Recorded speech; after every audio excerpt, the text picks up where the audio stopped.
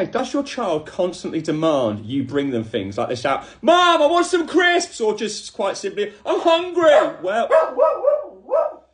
dog comes from midday, or demanding things like the remote control that's right next to them when they're refusing to get it themselves. Maybe it feels like, defiant, maybe it feels like entitlement, maybe it feels like they're just becoming really lazy. But for PDA children, this behaviour is incredibly common, guys. And it's not laziness, it's not bad parenting, it's not giving in, it's the nervous system. Now, why do PDA kids do this, guys? PDA children have a very low tolerance for anything that activates their nervous system, guys. So something like a simple task like walking to the kitchen, opening a cupboard, choosing food, or finding the remote can trigger something called micro demand. And for a PDA brain, a micro demand can feel like a threat, guys. So what do you do? Because they avoid, they shout, they demand you do it because it keeps their nervous system calm.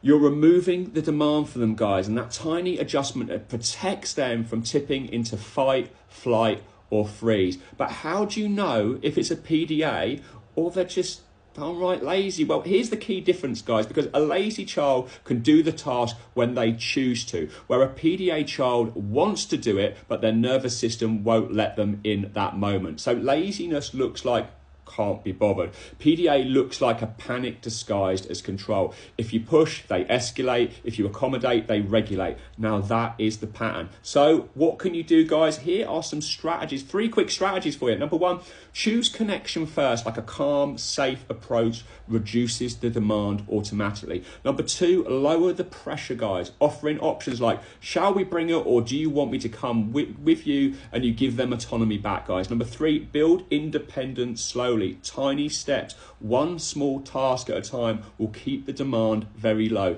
You're not creating entitlement, guys. You're helping a dysregulated brain feel safe enough to function, guys.